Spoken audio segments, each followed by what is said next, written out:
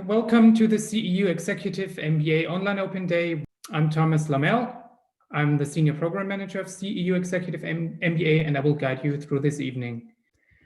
The program presentation will now be brought to you by Faculty Co-Director Professor Maciej Kisilowski.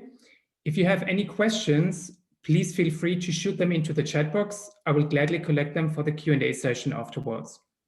Let me introduce Maciej Kisilowski to you. Professor Maciej Kisilowski is the CEU EMBA Faculty Co-Director and Associate Professor of Law and Public Management. He's got a JSD degree from Yale, an MPA from Princeton, and an MBA from INSEAD.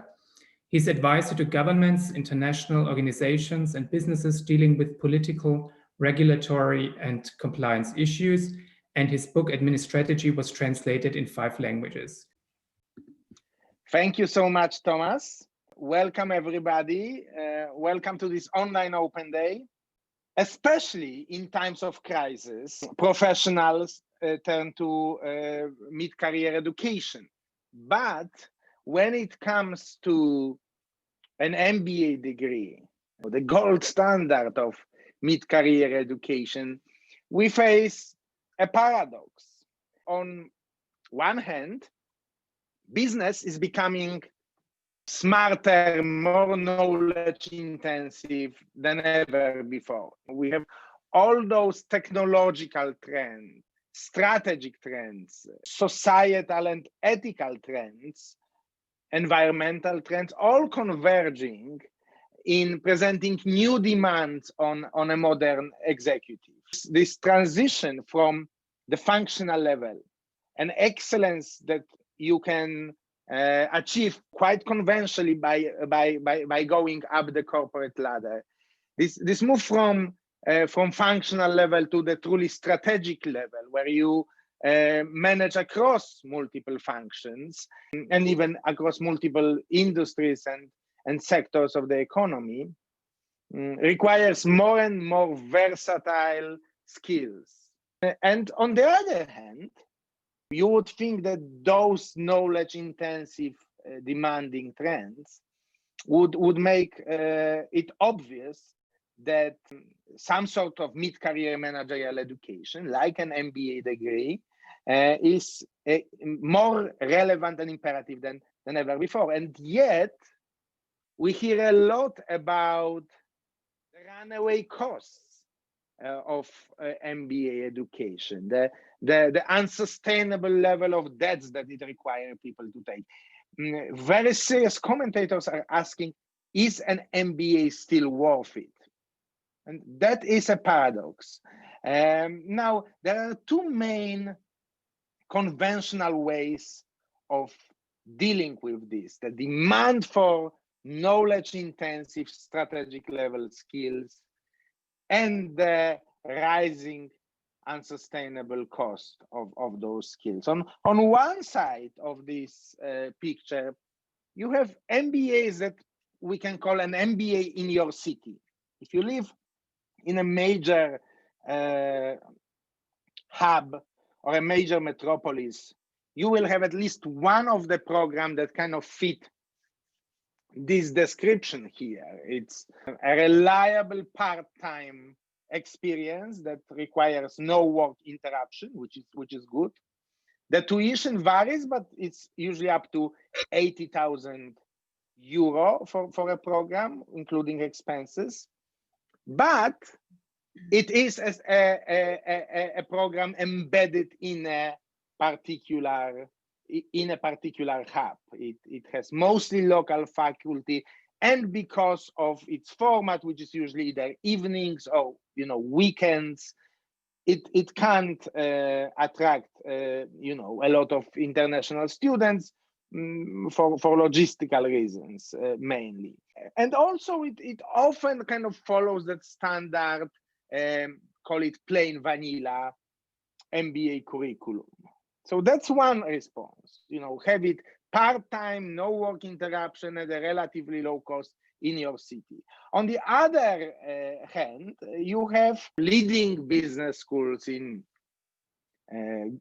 mostly in Great Britain or United States, especially, which solve this dilemma differently. They say if you want to have a high quality degree, you need to take 1 year or most often 2 years off your work, relocate your family, pay 120,000 euro. But again, the cost, the investment, the hassle, the relocation, the family disruption for many fantastic candidates is simply prohibitive, which is why Central European University has developed this unique product that takes the best of those two worlds. It gives you, because of this unique modular format that we will describe in a second, it gives you this intensive, immersive campus experience without the need to relocate to Vienna. You can easily commute for our intensive residencies, 10 of them in total. You enjoy an international student body. CEU is the second most international university in the world. We have students from more than 100 countries in our student body, faculty from around the world. By being the most iconic American university in continental Europe, we do attract faculty with world-class credentials who want to teach in Europe, but in an American, on an American campus. And what is truly incredible is comes for the tuition of 5,000 euro for the entire program. And the reason why this is the case, we'll discuss in a second. But that is an absolutely unique proposition that takes both of those strengths from those other programs into a one coherent offer. In terms of the faculty I mentioned, yes, just to give you a few examples. Yes, Mark Kaufman, who got to us from Harvard, leads our economic analysis module that will make you understand all the trends that are going on in the world and how the market evolves, especially important right now. Joy Chan, who came to us from Singapore and then Australia, is a unique educator. Class after class, we hear that the way she's able to make finance understandable and relevant for even people from without particular finance background is unique. Miklos Koren also came from Harvard to CEU. The leader of one of the top European data analytics faculty who allows our participants, our EMBA participants, to truly become, the data-driven decision makers. Adam Zawadowski from Princeton and then Boston University, another amazing colleague, very active in research and professional circles on in the area of finance. Mike Labelle, our energy innovation chair, the EU Jean Monnet chair, who contributes to our entrepreneurship and innovation module, very close to the industry, very close to relevant practice. And on top of this incredibly strong group of full-time faculty, we benefit as this designated, place to be at the American university destination in continental Europe. We benefit from distinguished recurrent visitors from leading American universities in the world. Professor Christian Silos, who teaches innovation with us from Stanford, Professor Miklos Savary from Columbia, Professor Paula Caproni from Michigan Ross Business School, Professor Omar Hernandez from Berkeley Business School, Professor Hui Chen from a University of Zurich, but with great experience in the US before she moved to Europe. CEU creates this unique network of world-class faculty, and all of this, as I mentioned, is delivered in this unique modular format, when the entire 50 credit US accredit and EU accredit at the same time, we have dual accreditation MBA degree, is delivered in those 10 intensive, unique, meticulously planned modules. 4 of them are 9 days in duration, from Saturday to Sunday the week after. So you take the week off for that. And 6 of them are 3.5 day in duration. So you fly in the morning, you start after lunch, and then you are able to take the last flight out of Vienna on Sunday. So this is basically most often the Thursday to Sunday module, which allows you to take just 2 days off. And in addition, if you look at the dates that are mentioned here, those dates are actual dates for the class of 2023, for which we are recruiting now. You may see that a lot of those modules overlap with popular European holidays like May 1st or November 1st. The summer module, the longest one, the 9-day one, is always in the middle of August. For some countries, August 15 is a holiday. But for everybody, or almost everybody, middle of August is kind of a low season professionally. And a lot of our participants, this summer modules are in Budapest, or other modules are in Vienna. But a lot of our participants combine it with with vacation.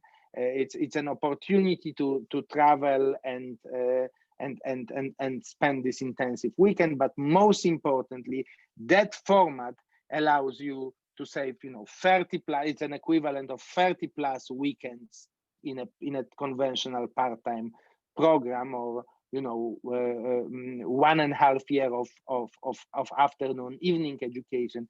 And the quality and the ability to interact during those intensive modules is simply unparalleled. It's not going out of your work tired, distracted, and meeting only people who can do the same, meaning from your city. It's a little more effort on those 10 occasions, but these are just 10 occasions over 28 months.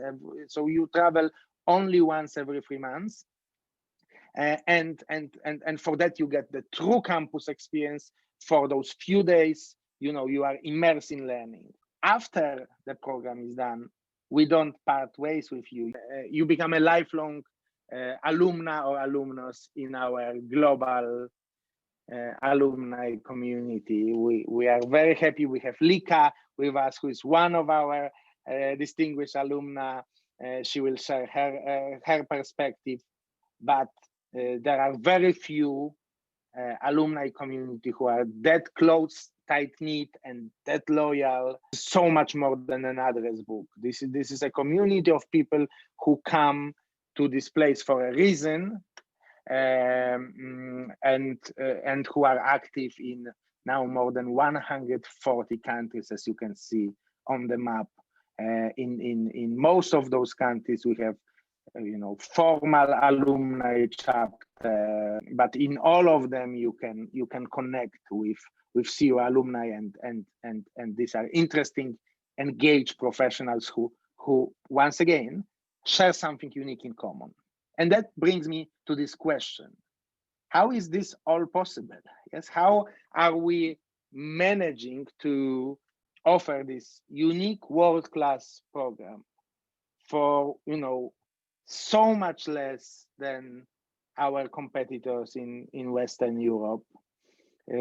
Just 25,000 euro for the entire program, maintaining quality, maintaining this amazing community of alumni. We need to say that it all comes from a mission.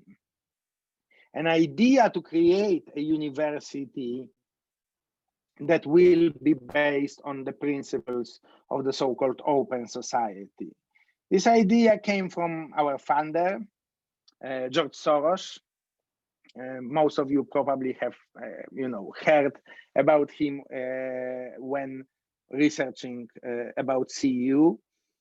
George Soros founded CEU in 1991, again with the goal of promoting more open-minded, more diverse, and more critically thinking societies. Since then, this university, our university, has grown into the major American university in Europe, with students from 120 countries, faculty from 50 countries, and alumni, as I mentioned, in more than 140 countries. And as I mentioned, this unique affordability of our program, this true idea to democratize management education, to open it up for talented professionals from a host of industry and host of countries. It's made possible because of the incredible generosity of our founder, who supported CEU with one of the largest endowments in Europe, nearly 500 million euro. More recently, when we faced challenges in our previous home, Budapest, Hungary, and we needed to move to Vienna as our main location, while maintaining the secondary campus which we use during our summer modules. Our founder further supported us with €750 million to support this move, to build a state-of-the-art campus in Vienna. And in addition, funding the global network of leading academic institutions, open society, university network, with a seed funding of an additional $1 billion, of which CEU is the founding member. But it's not only about money. It's mostly about values. And I mentioned a few times the word open society. I want to say what open society is and is not, so that any potential myths about this term are dispelled. Open society is not a political concept. It's not a political platform. It's an attitude towards thinking and learning. It's an innovative, open-minded, skeptical view on business, on managing, on policies on the world and its direction. It's an idea that when we look at decisions that we make, choices that we make, we should challenge the dogmas, conventional wisdoms. We should be innovative. We should focus on facts. That's why our focus on data analytics in the MBA curriculum. Arguments, not narratives. We see so many people now deciding based on narratives, based on what they are fed on social media. That's not open society. It also means we cherish diversity and we oppose any prejudice, which is a particularly hurtful dogma because it limits opportunities. But it also limits opportunities of organizations to flourish when they don't tap on the talent that is available because of their prejudice. And we want to open access to this opportunity, so the affordable tuition and the host of scholarship options is not a goal in itself. It's a means to an end of creating a more open access to education, to these strategic skills that are so needed in the 21st century management. And you see it in the classroom. When you enter CEU Executive MBA classroom, you see this amazing diversity, 65 managers, average 14 years work experience, more than 3 years leadership experience. You have these passionate debates where you don't have those academic hierarchies that we often see in continental Europe. There is no professor, doctor. There is Maciej, Mike, Adam, Yusaf, and we discuss as colleagues. You challenge your faculty, but the faculty, be sure, will challenge you. The curriculum is tailored to provide this unique journey and unique experience with this unique balance between the hard skills, data, finance, control, which is how we call accounting, because that's what you care about at the strategic level, with those critical thinking, strategic business skills that will make a difference. So once again, 25,000 for this program. We try to help. We are generally very personalized in our contact with our students. We help you with logistics by providing very attractive partnerships with hotels, and also with discounts from our airline partners, Austrian Airlines and Lufthansa Group. So Thomas, who is our senior program manager and who knows all the details about the nuts and bolts of applying, I'm just a professor here, told me that I should mention that by November 30th, which is just in a few days, you can still get a 7% early bird discount. March 21st, 2021 is the deadline for the class of 23. And remember, because the program is so conveniently spread out over 28 months, if you want to graduate by August 23, you have to apply now, because that's the time it takes to have these quarterly modules which don't disrupt your work. But that of course means the program is a little more than 2 years. So you need to plan ahead, which is an important quality in strategy. So thank you so much. And I would be happy to answer questions after the research presentation of my colleague, Professor Yusaf Akbar. Back to you, Thomas. Thank you, Maciej, for the wonderful program presentation.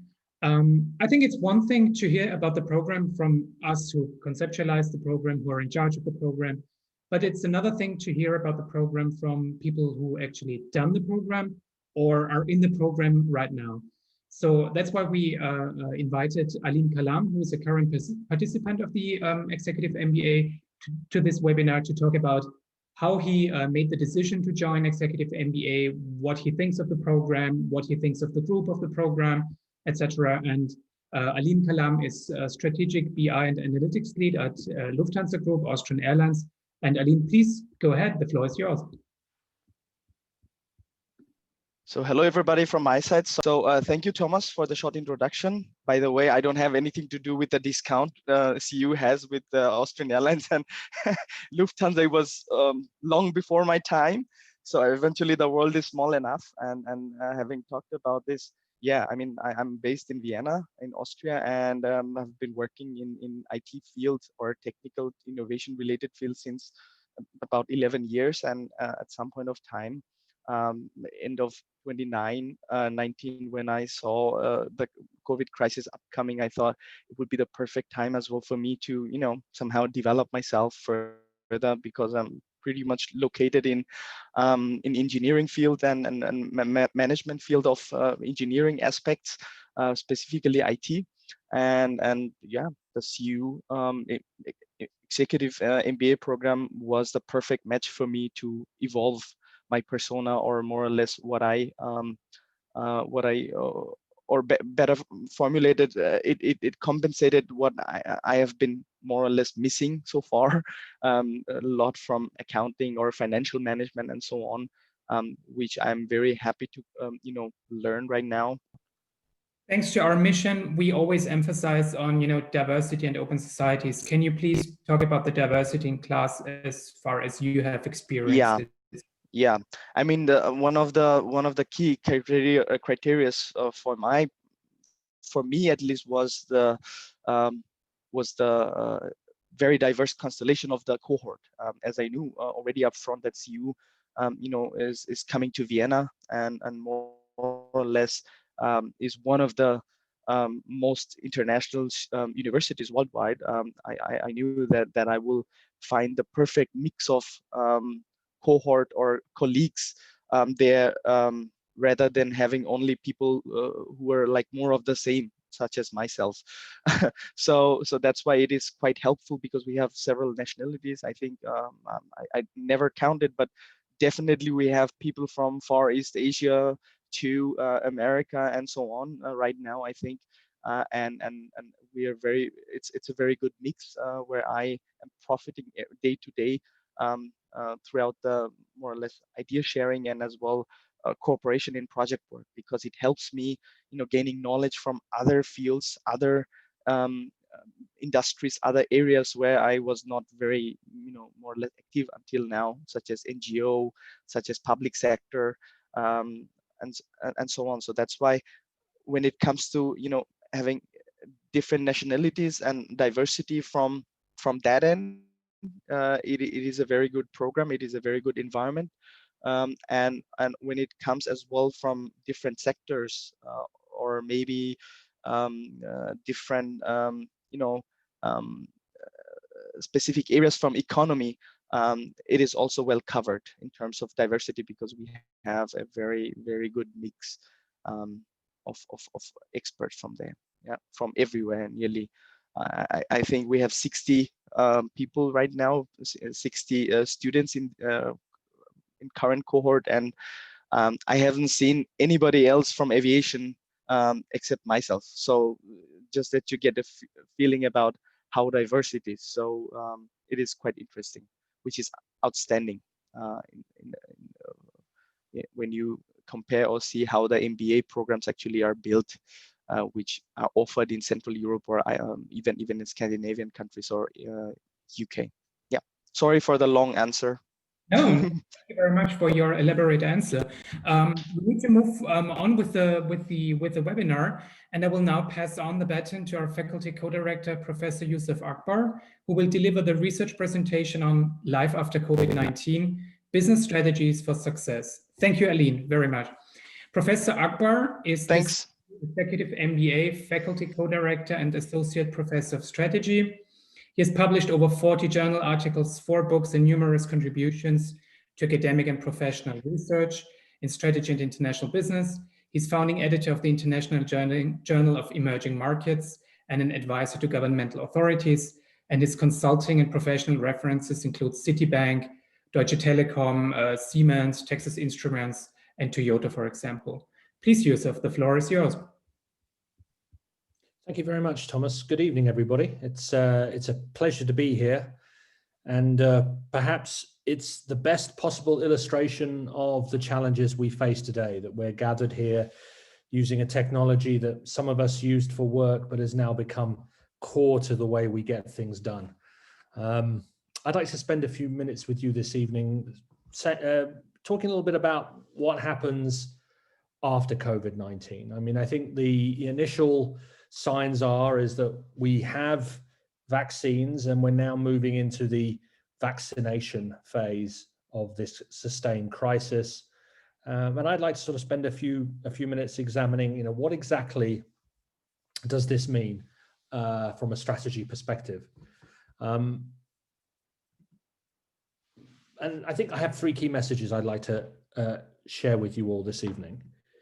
The first is that, we're still in the crisis, and because it's a sustained crisis, we're still very much focusing on managing business continuity, value preservation, and so on. Because essentially, strategy is designed for the medium to long term, not short-term crisis management.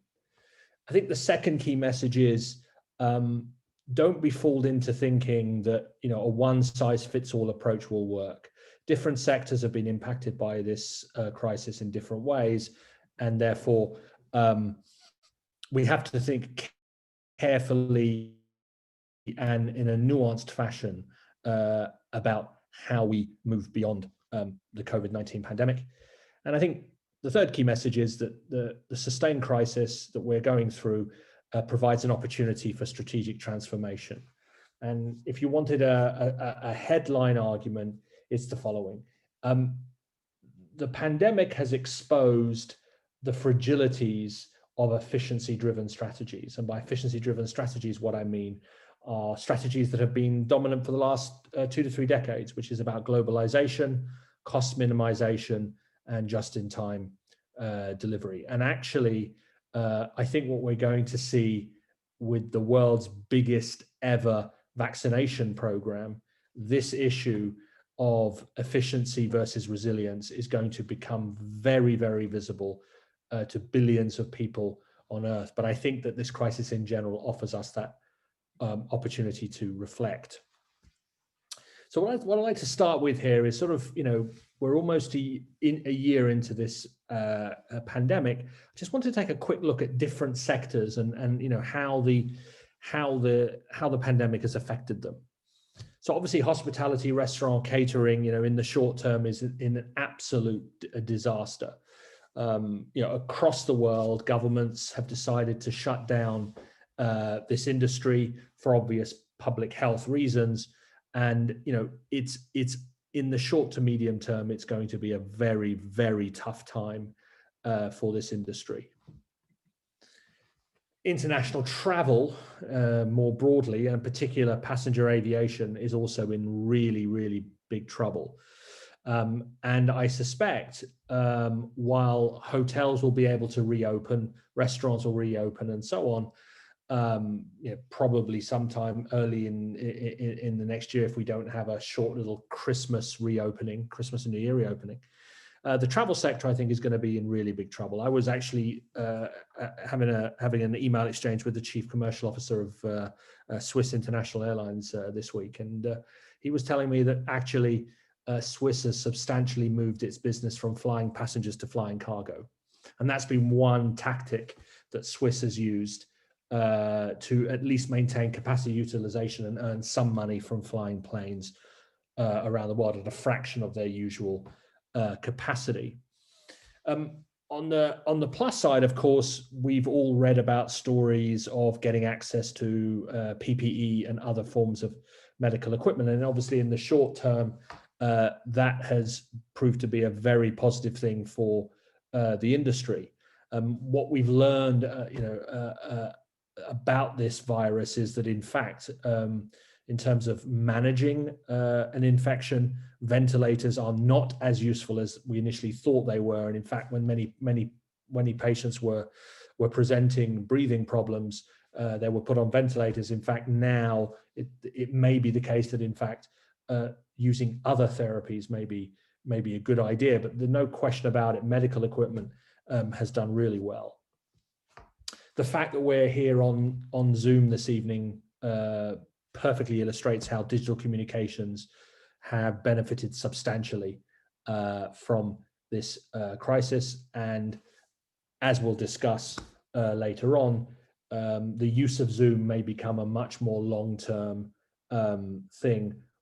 It's unlikely that everyone that was working in an office after the crisis is going to go back to the office. Maybe this is something we could also discuss in the Q&A. I would also say, of course, that, you know, from a kind of advertising and perspective, digital media has also benefited substantially, as many companies have found their traditional retail distribution channels shut down because of public health measures. They've moved aggressively to online sales, which has required a ramping up very quickly of their digital media capacities. In that sense, general online retail has done very well. Not only are people buying consumer durables that they would have purchased in store, they're also using online retail to do many other things, such as going food shopping and so on. And I think this is something that, again, I think was a process that was already going on, but has been somewhat accelerated by the pandemic. Food retail, I think it cuts both ways. There's some evidence that suggests that in some countries, food retailers have done better out of the crisis, because when general retail is locked down, people still want to spend money, so they keep buying things, and they tend to buy food. On the other hand, of course, foot traffic has disappeared because your supermarkets and stores have been closed down. So I think it cuts both ways. I think sports and entertainment, again, I think in the medium term, we're going to see a kind of an interesting impact here. I think streaming media companies are going to continue to benefit from this. I think many people's behaviors will have changed. I'm not too keen to go to a cinema anytime soon. I will continue to watch my movies online, continue to listen to my music online. And I also think that, sports will also find new ways in which they're going to survive. Because again, it's unlikely that we're going to be able to return to full stadium capacity, even if we have a program, a vaccination program, which is scaled up to a sufficient level. And as I mentioned at the very start of our presentation today, clearly the pharmaceutical sector stands to benefit substantially from this pandemic in terms of providing both therapies for COVID-19, but crucially also the production and distribution of vaccines. We currently have 3 vaccines in the Western Hemisphere that have reached phase 3 trials, and so this is likely to continue. There are several other very large pharmaceutical firms out there that are in the process of getting regulatory approval. Chinese pharmaceutical firms applied this week to the Chinese government for approval of their vaccine. So let's take a look at the functional impact of this crisis, and we'll start with B2C sectors. I think when the crisis first began at the start of this year, there was a lot of concern about the fragility of supply chains. You may have seen in some countries people panic buying various products, dry food, toilet rolls, and so on. But I think what we've learned from almost a year of this sustained crisis is that in fact supply chains are actually quite robust, and governments have also been very careful in creating conditions that allow these goods to keep flowing, ships and trucks and so on. I think we're going to see some interesting impacts on the way goods are distributed. We may see some shifts in the type of distribution systems, but overall, we've got through so far. I mean, of course, there was obviously going to be shortages for medical equipment and some pharmaceuticals because of the sudden increase in demand, but more or less we've got through that so far. I think from a sales and business development perspective, it's very hard in the short term to do this. We've had to transfer from a face-to-face sales methodology to a digital sales methodology, and I think that's created challenges. And I think it's one thing to keep your existing customers, it's another thing to get new customers. And I think companies that were traditionally not used to doing that kind of thing have had to learn new tricks to get through the crisis. I think corporate services, audit firms, finance, HR, I think have been relatively okay because they've been able to quickly adjust to home office and digital work. So they've come through it relatively unscathed. But the big winner is clearly digital marketing and communications, which has seen a dramatic increase in its footprint and in the amount of activity related to that. If we look at the B2B side, it's more or less the same.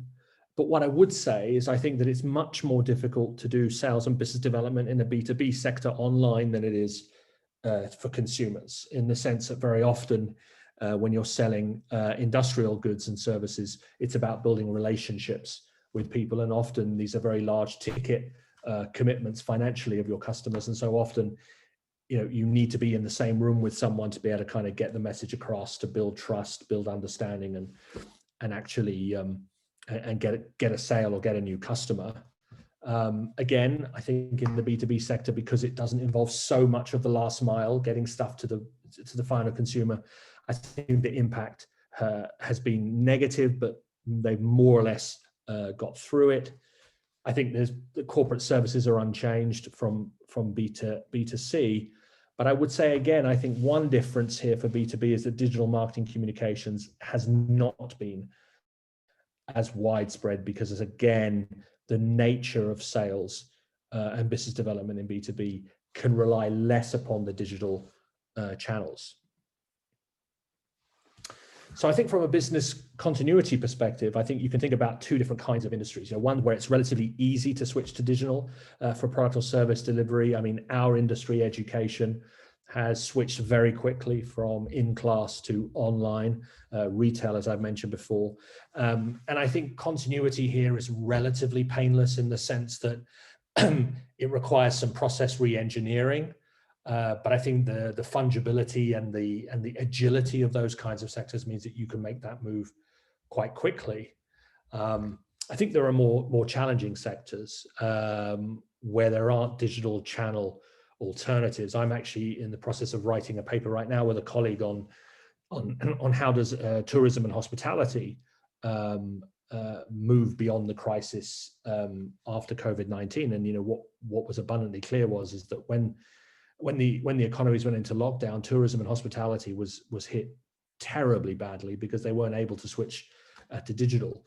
So I think, from a business continuity perspective, industries like that means, this is an opportunity to do some repair, to redesign some assets, to reshape facilities. If you look at hospitality, for example, the amount of space that's being dedicated to sort of activities where the spread of the virus may be problematic, you can kind of refit your properties, and you can also rethink your processes quite fundamentally. I don't know how many of you have stayed in a hotel in the last year, but if you look at the way in which various service protocols in hotels take place today, they're remarkably different from what you were doing before the pandemic, from things like how often your room is cleaned, to having a special place to put the pens that you would sign the check-in documents in a separate area, and the use of key cards and so on.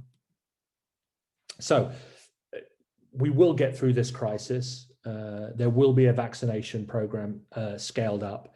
I think the most optimistic scenarios are, probably by the middle of next year, we'll be able to kind of, go back to many of the things that we were doing before.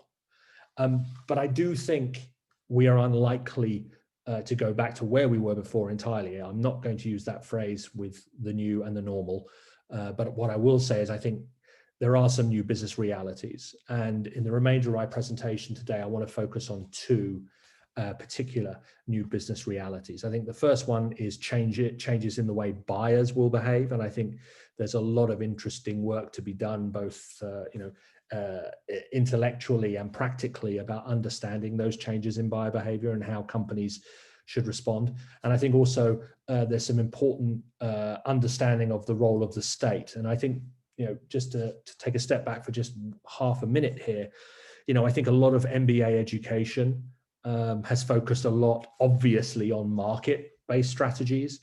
But I think the evolving role of the state post-COVID-19, I think, means we'll also have to develop much more nuanced and careful understandings of the role of what we call non-market strategy, which is how companies deal with their regulators, governments, and society more broadly. And the key message is the following.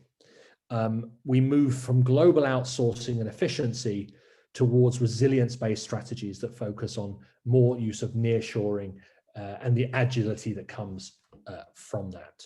So let's take a look at public policy. I can think of like 4 areas where governments are going to play a much bigger role in the economy than they did before the pandemic.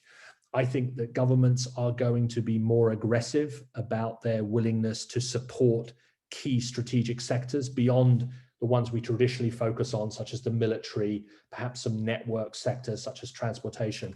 I think there's a likelihood that governments are also going to extend their intervention into the healthcare and medical services, and also long-term support for previously privately owned transportation services such as passenger aviation.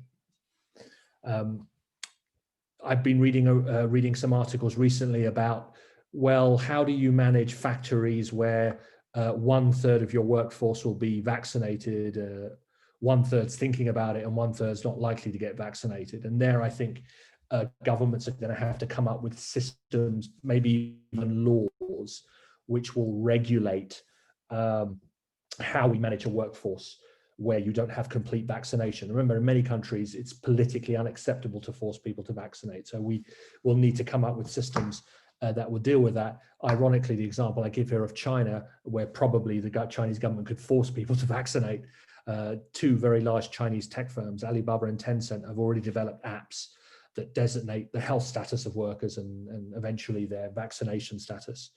And there's a question about replicability there, as I've just mentioned. And I think also, this is not really the time for this discussion, but for another discussion where we have more time, is looking at, what does the post-pandemic workforce look like in terms of how we bring people into the workplace and so on.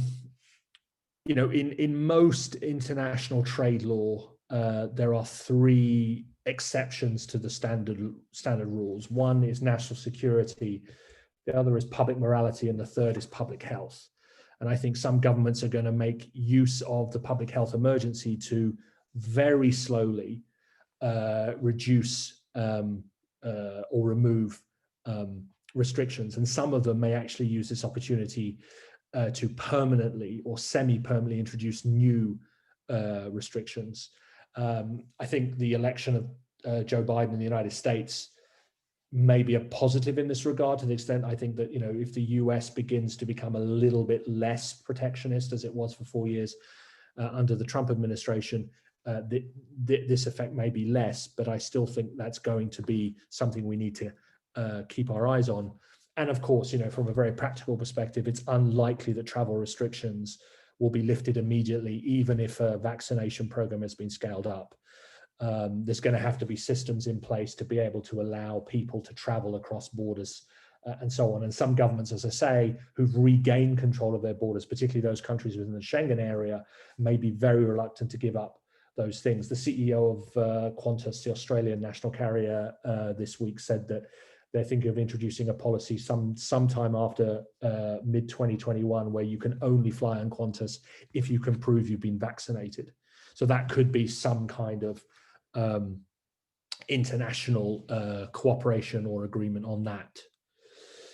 If we look at the value chain, I think we're going to get back largely to fairly comfortable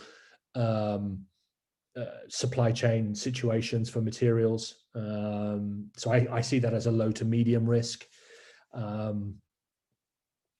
I think that the labor force, particularly the white collar labor force, and we'll have to think carefully about quarantine guidelines and illness and vaccination questions. Think about large office buildings with elevators, getting people into the building and out of the building, and so on. I think that's a greater risk, I think, than material supply. I think with continued travel restrictions, sales and after sales faces significant risk, even beyond the vaccination program.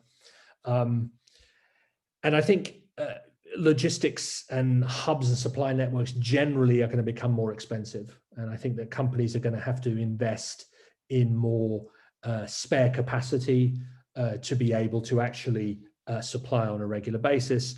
And then the next thing I'd like to turn to is consumers. And I think there's a very big question about, how are purchasing habits going to change given what's gone on. So I think there are 3 scenarios here. There's what you call a return to normal operations, a moderate adjustment to new reality, and a fundamental structural change. And I would sort of, place a less than 20% probability of a return to normal operations. I would put a 15% probability on fundamental structural change. And so I think the most likely outcome is a moderate adjustment to new reality. So why don't I just spend a few minutes kind of drilling down on this? I mean, I think the world will embrace more digital work on a semi-permanent basis. There'll be more online business to consumer and supply chains. I think there's going to be a significant clearing out of the retail workforce. I think that this moderate adjustment to new reality scenario suggests that we're going to have more AI and more robotization in a manufacturing environment a little bit faster than it would have occurred if we hadn't had the pandemic.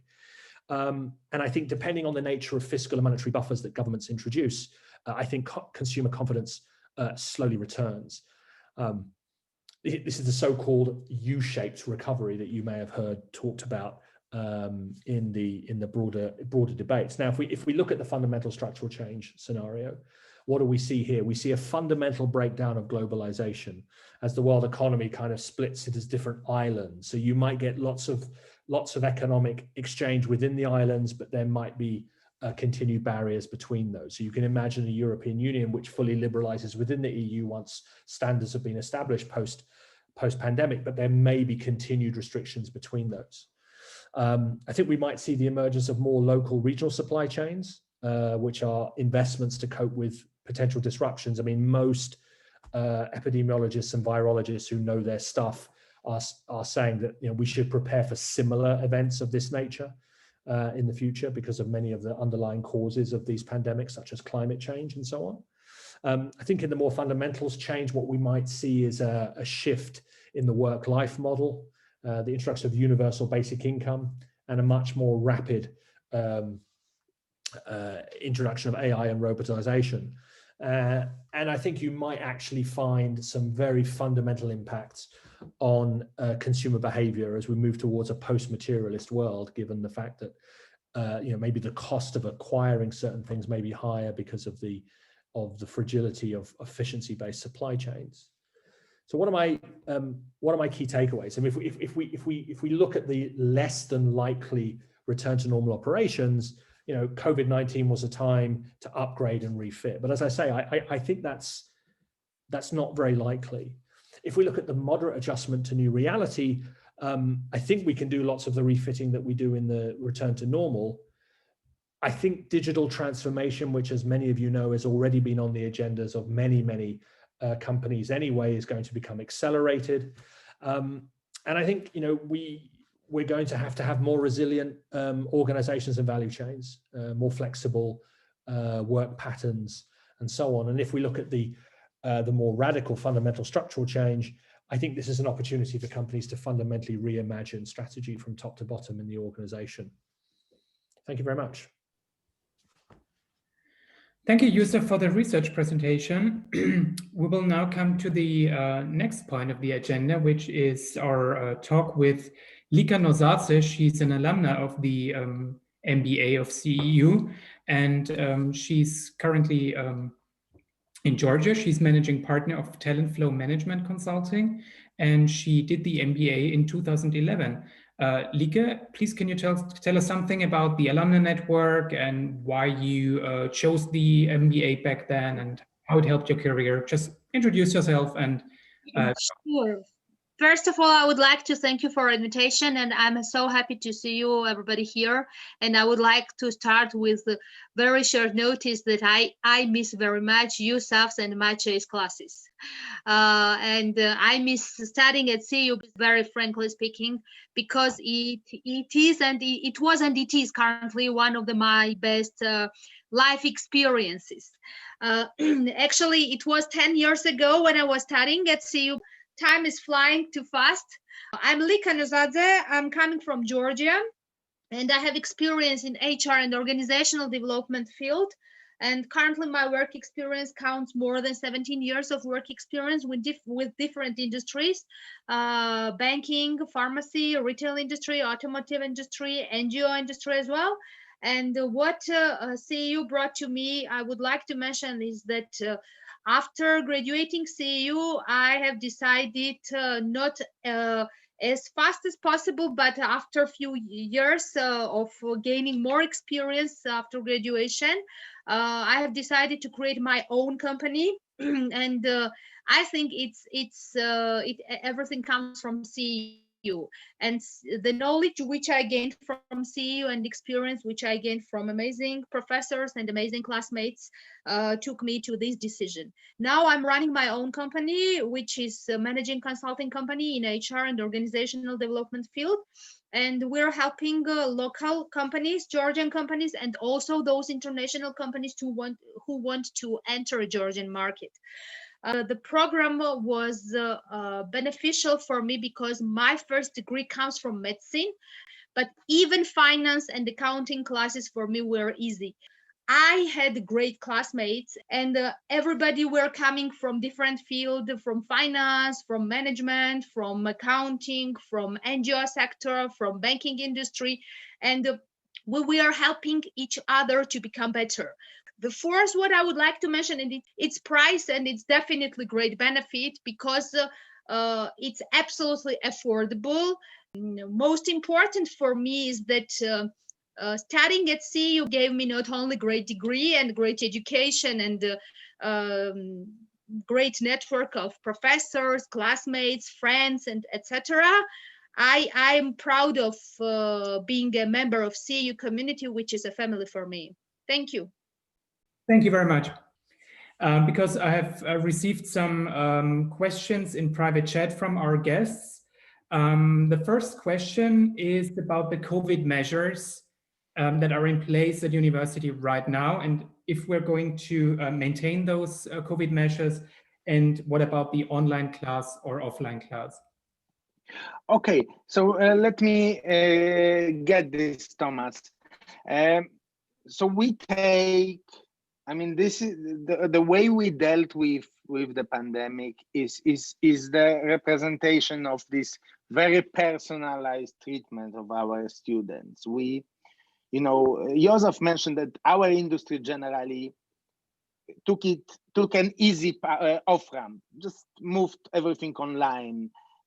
We didn't take an easy off-ramp. We think that this campus experience, what Lika was mentioning, what Alin was mentioning, this unique atmosphere that you create cannot be fully replicated online, which is why we went out of our way at, you know, great logistical and financial challenge to actually keep the modules in the so-called hybrid format, in which people who can travel to Vienna are invited to travel.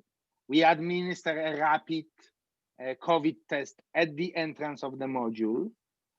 And we maintain very strict separation. We divide people into sections so that, you know, you have ample space between participants in a room. And if somebody cannot travel, then we, of course, allow them to participate online. But it's both for online and on-site participants a better option, because if you are just one of a handful of people online who could not travel, it's a very different experience. You know, on this screen that we all see, you know, you have just a limited number of windows. The faculty can kind of integrate you into the conversation. And of course, for all people who did travel, it's a completely different experience. That's how our August module looked like. That's how our late October module looked like. Now, as you can see, we showed you once again the detailed program structure. And as you can see, your first module will be only in May. So, you know, you start in May 2021. So hopefully, as Yusaf mentioned, this will be already when there is a substantial level of vaccination in Europe. If we need to make some special measures here in May, you know, almost surely by even conservative accounts, the second module in August should be kind of a post-pandemic module. But you need to understand this is a 28-month program. So, you know, hopefully by August 2023, you will not remember that the program began amidst maybe the late stage of the COVID pandemic. However, of course, we will continue those stringent measures while doing everything in our power to bring you to campus, if at all safe, with extra measures going beyond and above and beyond what the governments require, such as the rapid testing, which is not required in Austria, but we were one of the first institutions, educational institutions in Austria that adopted it for all our MBA students. Thank you very much, Maciej. Yusuf, would you like to take the next question on the application procedure, what it looks like after the formal application has been completed? Yes, thanks very much, Thomas. Thanks for the question. The application procedure is pretty straightforward. Once we've received all of your documentation, you will be called for an interview with one of the faculty on the program. And we'll use that interview as an opportunity sort of maybe to ask you a few more questions about your interest in our program, your motivations and so on, as well as explore some of your professional credentials. But also crucially, the interview, which lasts around 30 to 45 minutes, will give you an opportunity to ask questions to the faculty about the program. Once the interview is over, a recommendation is made by the interviewer to the EMBA selection committee. This EMBA selection committee makes a recommendation to the president of the university, who then lets us know whether the candidate has been accepted into the program. And if you're accepted into the program, you will receive a letter from one of the program co-directors, myself or Maciej, congratulating you on joining the program. So it's a pretty straightforward process. We try to do this as quickly as possible because we understand that people need decisions. So we don't like to stretch it out more than a few weeks to get back to you. Thank you. There's a question on scholarships and financial support, which I would like to answer, if you don't mind, Maciej and Yusuf. The question on financial support is pretty easy. We offer a variety of financial support to participants, to international participants, no matter where you come from. You have the choice of 3 options, basically. It's the open world scholarship, it's the need-based scholarship, which addresses your income, of course, and the country-specific merit-based scholarships. So the need-based and the open world scholarships are international scholarships, and the need-based country-specific scholarships, they depend on your country of residence, not your country of citizenship, but your country of residence. So we have fellowships for people in Germany, we have fellowships for people in the Western Balkans, we have fellowships for people in France, we have fellowships for people in Russia.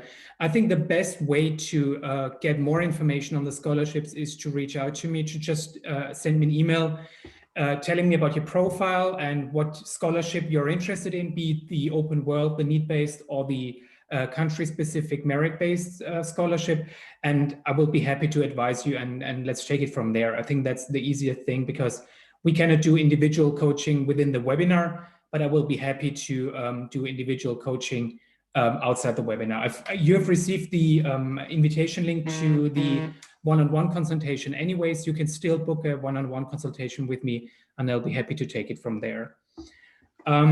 The next question, the last question for Maciej, is the question on the modular format, speaking of work-life balance and work-study balance. That's another very good question. So I would say, take it from Alin, who is actually in the program, that, we are a very high quality program. This is really, pushing you beyond your comfort zone to get you to this strategic level and get the grasp of this wide variety of skills and knowledge. So it's challenging, but it's very exceptionally well designed. I actually don't know any MBA program in Europe that in which there is so much effort was put into kind of squeezing up the maximum educational value and just like professional transformation value out of every ounce of time that you invest in this program. And there are three main, ways in which we make it, so survivable. First of all, the predictability of this. You have the dates of the modules set in stone until 2023, so you can predict your schedule, you can plan your schedule, and also it vastly decreases the cost of participation because you can book flights well in advance and accommodation. So that's number one. Second, we are making a very good use of the time between the modules. You have 3 months on average between each module, and this is not a punctuated experience when you have 4 days and then you forget about the program and then there is another burst of activity. We try to make it kind of steady by having a very well pre-planned pre-module reading period. So you read case studies and other materials, engage with your support teams. Each of you will be put in a support team of 5 professionals from different country, different industry, different location. But it's a real, our participants tell us that it's a real support, not only in the name. Yes, you exchange, on WhatsApp or on Facebook, you exchange with your teammates, like, what do you think about this case? How can I solve this problem? So that's before the module, and it's very well planned. Again, which are the weeks in which you will have this kind of preparatory period before the module. And then after the module, all our exams and all our graded projects are done outside of the module. So you come to the module, we don't want you to waste time like sitting in a class on an exam. This is like the precious time when we exchange ideas, when we learn new things. Exams are done, at your convenience. We have, 10 days or 2-week exam period. You take it online during the time when you can, when you kind of clear 1 or 2 hours to do this. The same with projects. The projects are done. A lot of our classes don't have exams; they have applied projects, and you do it in your team, sort of after a module, but before the start of the preparation period for the next module. So this is kind of a very well choreographed experience, which allows you to combine it very, very effectively. It's no comparison with a weekend program where you need to spend like 30 weekends. Is usually a comparable program would be in the number of credits about 30 weekends. So imagine 30 weekends that are taken off your life with your friends, with your family, having full week of work, then a weekend, and then the next week of work, and that model for 30 times during your studies. There is no way this is sustainable at the high quality of education. Our program is, because it kind of balances this intense residential periods and a very well planned time in between, so that it's steady, it is challenging, but it is survivable. Thank you, Maciej.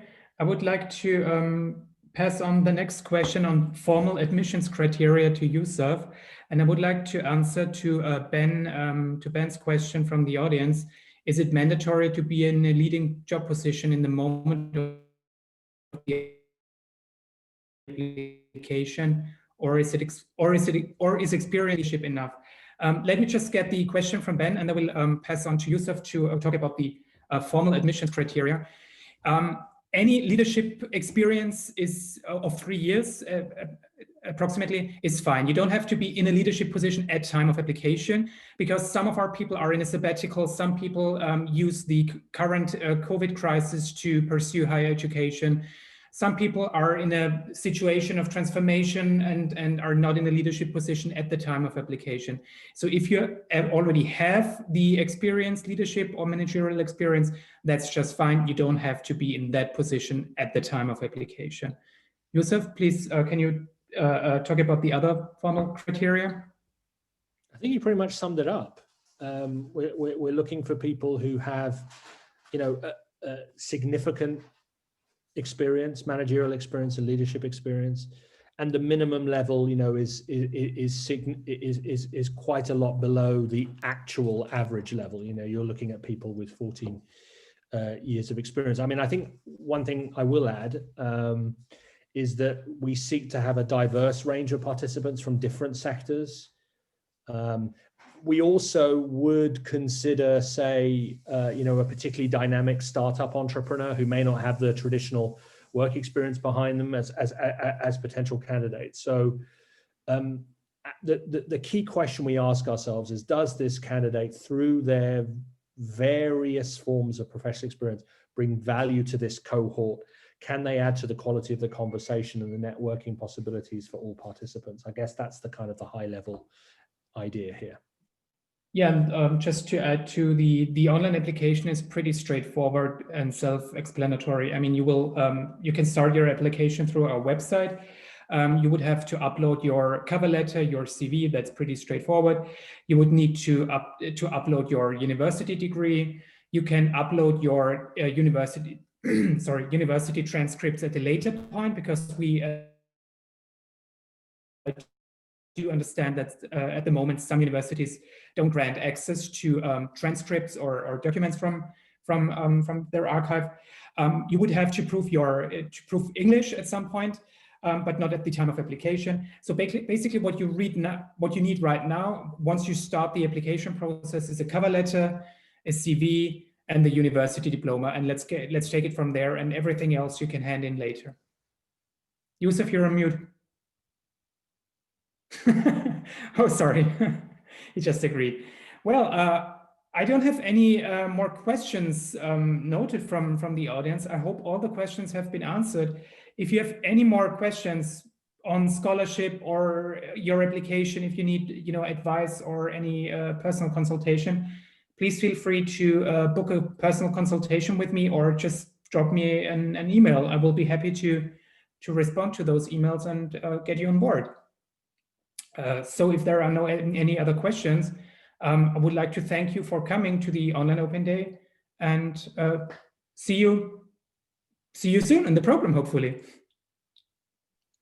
Thank you, everybody. Thank you so much. And thank you very much, everyone. Thank you, Lika.